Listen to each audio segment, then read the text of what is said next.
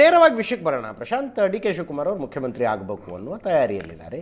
ಅಕಸ್ಮಾತ್ ಪ್ರಕರಣ CBIಗೆ ಹೋದರೆ ಸಿದ್ದರಾಮಯ್ಯನವರ ಮೇಲೆ ರಾಜೀನಾಮೆಯ ಒತ್ತಡ ಇರ್ತಾ ಇತ್ತು. ಡಿ ಕೆ ಶಿವಕುಮಾರ್ ಅವರ ಹಾದಿ ಸ್ವಲ್ಪ ಸುಗಮ ಆಗ್ತಾ ಇತ್ತು.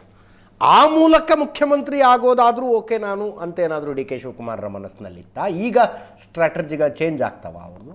ಅದೇ ನನಗನ್ಸುತ್ತೆ ಡಿ ಕೆ ಶಿವಕುಮಾರ್ ಮೂಡಾ ಕೇಸ್ನ ಕಾರಣದಿಂದ ಸಿದ್ದರಾಮಯ್ಯನವರು ಕೆಳಗಿಳಿದು ನಾನು ಮುಖ್ಯಮಂತ್ರಿ ಆಗಬೇಕು ಅಂತಕ್ಕಂಥದ್ದನ್ನು ನೋಡ್ತಾ ಇರಲಿಲ್ಲ.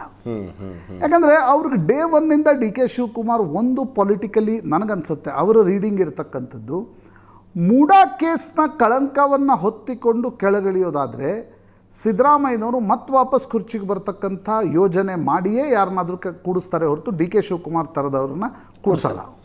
ಅಂದರೆ ಯಡಿಯೂರಪ್ಪನವ್ರು ಏನು ಅಂದ್ಕೊಂಡಿದ್ರು ಸದಾನಂದ ಗೌಡ್ರನ್ನ ಕೂಡಿಸುವಾಗ, ಅದೇ ರೀತಿ ಸಿದ್ದರಾಮಯ್ಯನವರು ಕೂಡ ತನಗೆ ಬೇಕಾದವ್ರನ್ನ ಒಬ್ಬರನ್ನ ಕುರ್ಚಿ ಮೇಲೆ ಕೂಡಿಸಿ ಇಳಿದು ಮತ್ತೊಮ್ಮೆ ಕುರ್ಚಿ ಹತ್ತುವ ಪ್ರಯತ್ನ ಮಾಡ್ತಾರೆ ಹೊರತು ಅವರು ಪೊಲಿಟಿಕ್ಸ್ನಿಂದ ರಿಟೈರ್ಡ್ ಆಗಲ್ಲ. ಕಳಂಕ ಹೊತ್ತಿಕೊಂಡು ಸಿದ್ದರಾಮಯ್ಯನವರು ರಿಟೈರ್ಡ್ ಆಗ್ತಕ್ಕಂಥ ಪ್ರಶ್ನೆಯೇ ಇಲ್ಲ. ಇದು ಡಿ ಕೆ ಶಿವಕುಮಾರ್ ಗೊತ್ತಿದೆ. ಆ ಕಾರಣದಿಂದ ಡಿ ಕೆ ಶಿವಕುಮಾರ್ ನಾನು ಬಂಡೆಯಂತೆ ನಿಲ್ತೀನಿ ಅಂತಿದ್ರೆ ಹೊರತು ಅವರು ಮೂಡಾ ಕೇಸ್ನಲ್ಲಿ ಸಿದ್ದರಾಮಯ್ಯನವರು ಕೆಳಗಿಳಿದಾಗ ನಾನು ಕುರ್ಚಿ ಮೇಲೆ ಕೂತ್ಕೋತೀನಿ, ಡಿ ಕೆ ಶಿವಕುಮಾರ್ಗೂ ಚೆನ್ನಾಗಿ ಗೊತ್ತಿದೆ ಆಗ ಸಿದ್ದರಾಮಯ್ಯನವರು ಯಾವುದೇ ಕಾರಣಕ್ಕೂ ಡಿ ಕೆ ಶಿವಕುಮಾರ್ ಹೆಸರಿಗೆ ಒಪ್ಪಲ್ಲ ಅನ್ನೋದು. ಡಿ ಕೆ ಶಿವಕುಮಾರ್ ನೋಡ್ತಾ ಇರ್ತಕ್ಕಂಥದ್ದು ಮೂಡಾ ಕೇಸನ್ನು ಹೊರತುಪಡಿಸಿ ಹೈಕಮಾಂಡ್ ಏನು ಭರವಸೆಯನ್ನು ಕೊಟ್ಟಿದೆ, ಹೈಕಮಾಂಡ್ ಏನು ಒಪ್ಪಂದ ಅಂತ ಹೇಳಿತ್ತು ಅದನ್ನು ಫುಲ್ಫಿಲ್ ಮಾಡಲಿ, ಮುಂದಿನ ಡಿಸೆಂಬರ್ನಲ್ಲೋ ಜನವರಿಯಲ್ಲೋ ಅದಾದಮೇಲೆ 6 ತಿಂಗಳಲ್ಲೋ ಮಾಡಲಿ ಅಂತಕ್ಕಂಥದ್ದನ್ನು ಡಿ ಕೆ ಶಿವಕುಮಾರ್ ಬಯಸ್ತಿದ್ರೆ ಹೊರತು ಮೂಡಾ ಕೇಸ್ನಲ್ಲಿ ಡಿ ಕೆ ಶಿವಕುಮಾರ್ ಆ ಒಂದು ಎದುರು ನೋಡ್ತಾ ಇರಲಿಲ್ಲ ಅನಿಸುತ್ತೆ. ಆದರೆ ಅಜಿತ್, ಇಂಟ್ರೆಸ್ಟಿಂಗ್ಲಿ ಸಿದ್ದರಾಮಯ್ಯನವರ ಬೆಂಬಲಿಗರು ಅನ್ಸ್ಕೊಂಡಿರ್ತಕ್ಕಂಥ ಇಬ್ಬರು ಪ್ರಮುಖ ನಾಯಕರು ಸತೀಶ್ ಜಾರಕಿಹೊಳಿ ಮತ್ತು ಜಿ ಪರಮೇಶ್ವರ್, ಅವರು ಒಂದು ವೇಳೆ ಪ್ರಕರಣ CBIಗೆ ವಹಿಸಿದರೆ ತಮಗೆಲ್ಲಾದರೂ ಅಧಿಕಾರ ಸಿಗುತ್ತಾ ಅಂತಕ್ಕಂಥದ್ದನ್ನು ನಿಶ್ಚಿತವಾಗಿ ಎದುರು ನೋಡ್ತಾ ಇದ್ರು ಅಂತ ಅನಿಸುತ್ತೆ. ಈಗ ಸತೀಶ್ ಜಾರಕಿಹೊಳಿ ಎಷ್ಟು ನೋಡ್ತಿದ್ರು ಗೊತ್ತಿಲ್ಲ, ಬಟ್ ಜಿ ಪರಮೇಶ್ವರ್ ಆಬ್ವಿಯಸ್ಲಿ ಅವ್ರಿಗೊಂದು ಮಹತ್ವಾಕಾಂಕ್ಷೆ ಇದೆ. ಈ ಗ್ಯಾಪಲ್ಲೇ ನಾನು ಮುಖ್ಯಮಂತ್ರಿ ಆಗಬೇಕು ಹೊರತು ನನ್ನನ್ನೇನು ಹೈಕಮಾಂಡ್ ಒಯ್ದು ಮುಖ್ಯಮಂತ್ರಿ ಮಾಡಲ್ಲ ಅನ್ನೋದು ಅವ್ರಿಗೆ ಸ್ಪಷ್ಟತೆ ಇದೆ. ಆ ಕಾರಣದಿಂದ ಸಿದ್ದರಾಮಯ್ಯನವರ ಬೆಂಬಲಿಗರು ಅನ್ಸ್ಕೊಂಡಿರ್ತಕ್ಕಂಥ ಗುಂಪಿನಲ್ಲಿ ಒಂದು ವೇಳೆ CBI ತನಿಖೆಗೆ ಕೊಟ್ಟರೆ ಏನು ಅಂತಕ್ಕಂಥದ್ರ ಬಗ್ಗೆ ನಿಶ್ಚಿತವಾಗಿ ಚರ್ಚೆಗಳಿದ್ವು. ಆದರೆ ಇವತ್ತಿನ ತೀರ್ಪಿನ ನಂತರ ಅಜಿತ್ ನನಗನ್ಸುತ್ತೆ ಆ ಸಾಧ್ಯತೆಗಳು ತೀವ್ರವಾಗಿ ಕಡಿಮೆ ಆಗಿವೆ. ಇಡೀ ಪ್ರಕರಣದಲ್ಲಿ ನನಗನ್ಸೋದು ಸಿದ್ದರಾಮಯ್ಯನವರ ಪರವಾಗಿ ನಿಂತಿರ್ತಕ್ಕಂಥ ಅಂಶ ಅಂದರೆ ಅವ್ರು ತಡವಾಗಿ ಆದರೂ ಸಹಿ, ಬೆಟರ್ ಲೇಟ್ ದೆನ್ ನೆವರ್, ಅವರು 14 ಸೈಟ್ಗಳನ್ನು ವಾಪಸ್ ಕೊಟ್ಟಿದ್ದಾರೆ. ಅದು ಪ್ರಾಯಶಃ ಇಡಿಯ ವೇಗವನ್ನು ತಡೆದಿದೆ.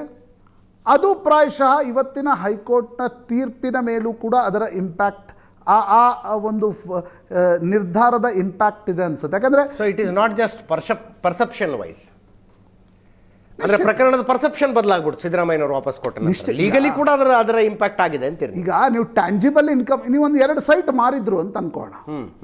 ಯಾವಾಗ ಸಿದ್ದರಾಮಯ್ಯನವರ ಪತ್ನಿಯ ಹೆಸರಿಗಿರ್ತಕ್ಕಂಥ ಒಂದು 2 ಸೈಟ್ಗಳನ್ನು ಮಾರಾಟ ಮಾಡಿ ಅದರಿಂದ ದುಡ್ಡು ಬಂದಿತ್ತು, ವೈಟ್ ಮನಿನೇ ಬರಲಿ, ಅದರಿಂದ ದುಡ್ಡು ಬಂದಿತ್ತಾದರೆ ಇಡಿ ಅದನ್ನು ಟ್ಯಾಂಜಿಬಲ್ ಇನ್ಕಮ್, ಅದು ಒಂದು ರೀತಿ ಮನಿ ಲಾಂಡ್ರಿಂಗ್ ಅನ್ನೋದ್ರಲ್ಲಿ ಅರ್ಥ ಇರ್ತಾ ಇತ್ತು.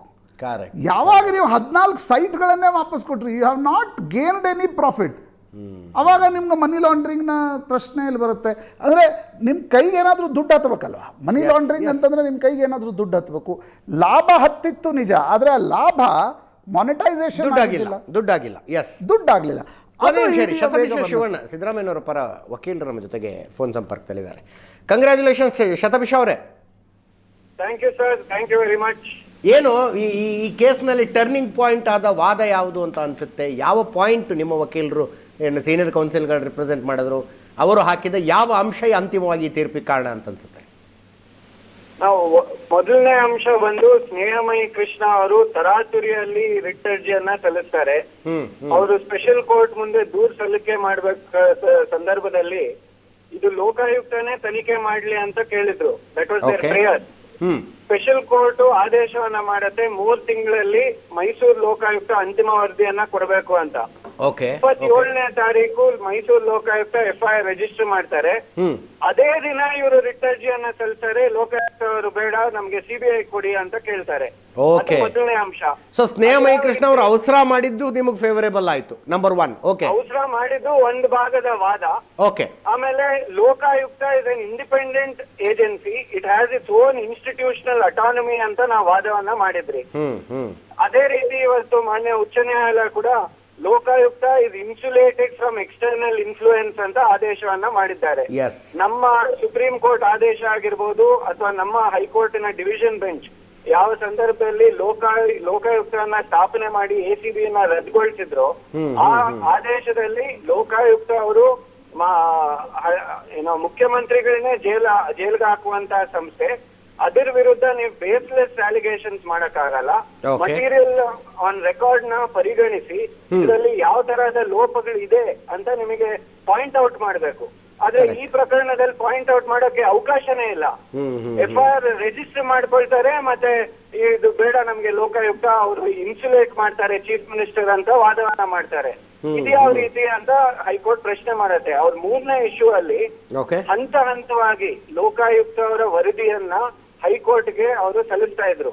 ಅದನ್ನೆಲ್ಲ ಪರಿಗಣಿಸಿ ಲೋಕಾಯುಕ್ತ ಅವರು ಕ್ರಮಬದ್ಧವಾಗಿ ಕಾನೂನುಬದ್ಧವಾಗಿ ತನಿಖೆಯನ್ನ ನಡೆಸ್ತಾ ಇದ್ದಾರೆ ಅಂತ ಒಂದು ಆದೇಶವನ್ನ ಕೊಟ್ಟಿದ್ದಾರೆ ಇವತ್ತು. ಈಗ ಲೋಕಾಯುಕ್ತ ಪೊಲೀಸರು ತನಿಖಾ ವರದಿಯನ್ನು ಹೈಕೋರ್ಟಿಗೆ ಕೊಟ್ಟಿದ್ದಾರೆ ಮುಚ್ಚಿದ ಲಕೋಟೆಯಲ್ಲಿ. ಅದರಲ್ಲಿ ಏನಿದೆಯೋ ನಮಗೂ ಗೊತ್ತಿಲ್ಲ, ನಿಮಗೂ ಗೊತ್ತಿಲ್ಲ, ನಮಗಂತೂ ಗೊತ್ತಿಲ್ಲ. ನಿಮ್ಗೆ ಗೊತ್ತಿಲ್ಲ ಅಂತ ನಾನು ಅನ್ಕೊಂಡಿದ್ದೀನಿ. ನಮಗಂತೂ ಗೊತ್ತಿಲ್ಲ ಅದರಲ್ಲಿ ಏನಿದೆ ಅಂತ. ಹೈಕೋರ್ಟ್ ಕನ್ವಿನ್ಸ್ ಆಗಿದೆ ಇಲ್ಲ ಈ ತನಿಖೆ ಸರಿಯಾಗಿ ನಡೀತಿದೆ ಅಂತ. ಹೌದು. ಅಕಸ್ಮಾತ್ ಆ ತನಿಖಾ ವರದಿಯಲ್ಲಿ ಮುಖ್ಯಮಂತ್ರಿಗಳಿಗೆ ವಿರುದ್ಧವಾದ ಅಂಶಗಳಿದ್ರೆ ಇಲ್ಲ, ಇವಾಗ ಲೋಕಾಯುಕ್ತ ಸಲ್ಲಿಸಿರುವಂತಹ ರಿಪೋರ್ಟ್ ಏನಿದೆ ಅಂತ ಲೋಕಾಯುಕ್ತ ಬಿಟ್ಟು ಬೇರೆ ಯಾರಿಗೂ ಗೊತ್ತಿಲ್ಲ. ಅಲ್ಲ, ನಮಗಂತೂ ಗೊತ್ತಿಲ್ಲ. ನಿಮ್ಗೆ ಗೊತ್ತಿದೆಯೋ ಇಲ್ಲೋ ಐ ಕಾಂಟ್ ಕಮೆಂಟ್. ನಮಗೂ ಗೊತ್ತಿಲ್ಲ, ನಾವ್ ಇಲ್ಲಿವರೆಗೂ ಆ ರೆಕಾರ್ಡ್ ನೋಡಿಲ್ಲ. ಇವಾಗ ಸ್ನೇಹಮಯಿ ಕೃಷ್ಣ ಅವರ ವಕೀಲರು ಅದು ಆ ರೆಕಾರ್ಡ್ ನ ನೋಡಕ್ಕೆ ಅವಕಾಶ ಇಲ್ಲ. ಹೈಕೋರ್ಟ್ ಜಡ್ಜಿಗೆ ಗೊತ್ತಿದೆ, ಲೋಕಾಯುಕ್ತ ಗೊತ್ತಿದೆ ಅವ್ರು ಯಾವ ರೀತಿ ರಿಪೋರ್ಟ್ ಅನ್ನ ಮಾಡಿದ್ದಾರೆ, ಯಾವ ರೀತಿ ಇನ್ವೆಸ್ಟಿಗೇಷನ್ ಅನ್ನ ಮಾಡಿದ್ದಾರೆ ಅಂತ. ಆ ರಿಪೋರ್ಟ್ ಅಲ್ಲಿ ಅಂತಿಮ ರಿಪೋರ್ಟ್ ಸಲ್ಲಿಸಿದಾರೋ ಅಥವಾ ಮಧ್ಯಂತರ ಇಲ್ಲಿವರೆಗೂ ಸ್ಟೇಟಸ್ ರಿಪೋರ್ಟ್ ಅನ್ನ ಸಲ್ಲಿಸಿದಾರೋ ಅದು ಕೂಡ ನಮಗೆ ಗೊತ್ತಿಲ್ಲ. ಇವಾಗ ಅವರು ಲೋಕಾಯುಕ್ತ ಅವರು ಮುಂದುವರೆದು ಇನ್ವೆಸ್ಟಿಗೇಷನ್ ಅನ್ನ ಕಂಪ್ಲೀಟ್ ಮಾಡಿ ಅವ್ರ ವರದಿಯನ್ನ ಕೊಡ್ತಾರೆ. ಅದರಲ್ಲಿ ಸಿದ್ದರಾಮಯ್ಯ ಅವರ ಏನಂತ ಇನ್ವಾಲ್ವ್ಮೆಂಟ್ ಇದೆಯೋ ಇಲ್ವೋ ಅದು ನಮ್ಗೆ ಗೊತ್ತಿಲ್ಲ. ಅವ್ರು ಏನ್ ಕೊಡ್ತಾರೆ ಅದ್ರ ಮೇಲೆ ನಾವು ಮುಂದಿನ ಕಾನೂನು ಪ್ರಕ್ರಿಯೆ ನಡೆಸ್ತೇವೆ. ಶತಬೀಶ್, ನೀವು ವಕೀಲರ ಜೊತೆ ಕಾಂಗ್ರೆಸ್ನ ವಕ್ತಾರರು ಕೂಡ ಹೌದು. ಇವತ್ತಿನ ಹೈಕೋರ್ಟ್ನ ಆದೇಶದ ಅರ್ಥ ಸಿದ್ದರಾಮಯ್ಯನವರು ಮುಂದಿನ 5 ವರ್ಷ ಮುಖ್ಯಮಂತ್ರಿ ಆಗಿರ್ತಾರೆ ಅಂತನಾ? ನಾವೊಂದು ಕನ್ಕ್ಲೂಷನ್ಗೆ ಬರ್ಬೋದಾ? ನೀವು ಪೊಲಿಟಿಕಲ್ ವಕ್ತಾರರು ಹೌದು ಅನ್ನೋ ಕಾರಣದಿಂದ ಪ್ರಶ್ನೆ ಕೇಳ್ತಾ ಇದ್ದೀವಿ. ಅಲ್ಲ, ಸದ್ಯಕ್ಕೆ ಮಾನ್ಯ ಮುಖ್ಯಮಂತ್ರಿಗಳ ಕುರ್ಚಿ ಖಾಲಿ ಇಲ್ಲ. That is the stand of the party. Next 5 years ಅಥವಾ ಈ ಟರ್ಮ್ ಕಂಪ್ಲೀಟ್ ಮಾಡೋದು ಮಾನ್ಯ ಮುಖ್ಯಮಂತ್ರಿ ಸಿದ್ದರಾಮಯ್ಯನವರೇ. The decision is ultimately with the high command. ಅವ್ರೇನ್ ತೀರ್ಮಾನ ತಗೊಳ್ತಾರೋ ಅದಕ್ಕೆ ಎಲ್ಲಾ ರಾಜಕೀಯ ನಾಯಕರು, ರಾಜಕೀಯ ಕಾರ್ಯಕರ್ತರು ನಾವು ಬದ್ಧವಾಗಿರ್ತೇವೆ. ಕೊಟ್ಬಿಟ್ಟಿದ್ದಾರೆ. ಮುಖ್ಯಮಂತ್ರಿಗಳ ಹುದ್ದೆ ಖಾಲಿ ಇಲ್ಲ, ಹೈಕಮಾಂಡ್ ನಿರ್ಧಾರ ಅಂತಾನೆ ಹೇಳ್ಬೇಕು ಈ ಪ್ರಶ್ನೆಗಳಿಗೆ ಬಂದಾಗ. ಅಟ್ಲೀಸ್ಟ್ ಬೇರೆ ಶಬ್ದನಾರು ಹೇಳಿ ಏನಾರು ಅಂತ. ಬುಲೆಟ್ ಪಾಯಿಂಟ್ಸ್ ಬಂದ್ಬಿಟ್ಟಿದೆ ನಮಗೆ, ಈ ಪಾಯಿಂಟ್ ನ ಹೇಳ್ತೀವಿ ನಾವು ಅನ್ನೋ ತರ ಇದೆ ಇದು. ಅಲ್ಲ, ಈ ಪ್ರಕರಣ ಇವಾಗ ಈ ಪ್ರಕರಣದ್ರಿಂದ ನಮ್ಗೇನ್ ಅರ್ಥ ಆಗತ್ತೆ ಅಂದ್ರೆ ಬಿಜೆಪಿ ಅವರಾಗಿರ್ಬೋದು ಅಥವಾ ಈ ರೈಟ್ ಏನಂತಾರೆ ಆಕ್ಟಿವಿಸ್ಟ್ ಆಗಿರ್ಬೋದು, ಸ್ನೇಹಮಯಿ ಕೃಷ್ಣ ಅಂತವರು ಮತ್ತಿತರರು ಬೇಸ್ಲೆಸ್ ಆರೋಪಗಳನ್ನ ಮಾನ್ಯ ಮುಖ್ಯಮಂತ್ರಿಗೆ ಅವರ ಸಿದ್ದರಾಮಯ್ಯನವರ ಸುದೀರ್ಘವಾದ ರಾಜಕೀಯ ಜೀವನಕ್ಕೆ ಕಳಂಕ ತರುವಂತ ಕೆಲಸವನ್ನ ಮಾಡ್ತಾ ಇದ್ರು. ಅವ್ರ ಮೇಲೆ ಮತಿ ಬಳಿಯುವಂತ ಕೆಲಸ ಮಾಡ್ತಾ ಇದ್ರು. ಅದರಲ್ಲಿ ಇವಾಗ ಕಾನೂನಾತ್ಮಕವಾದ ಜಯ ಮುಖ್ಯಮಂತ್ರಿಗೆ ಸಿಕ್ಕಿದೆ, ಕಾಂಗ್ರೆಸ್ ಪಕ್ಷಕ್ಕೆ ಸಿಕ್ಕಿದೆ ಅಂತ ಹೇಳೋದಾದ್ರೆ ತಪ್ಪಾಗಲ್ಲ.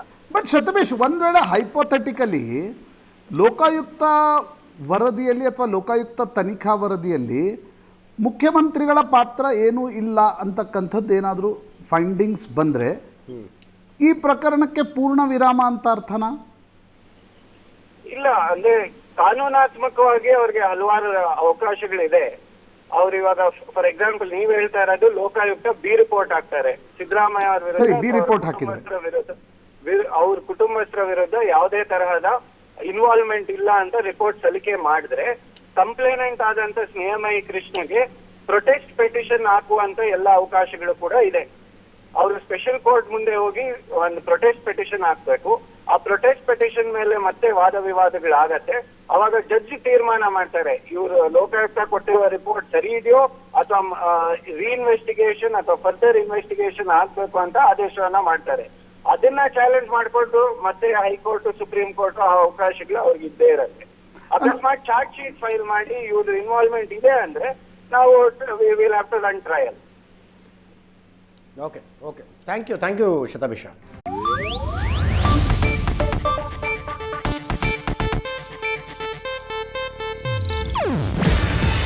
ಇದು ಏಷ್ಯಾನೆಟ್ ನ್ಯೂಸ್ ನೆಟ್ವರ್ಕ್ ಪ್ರಸ್ತುತಿ.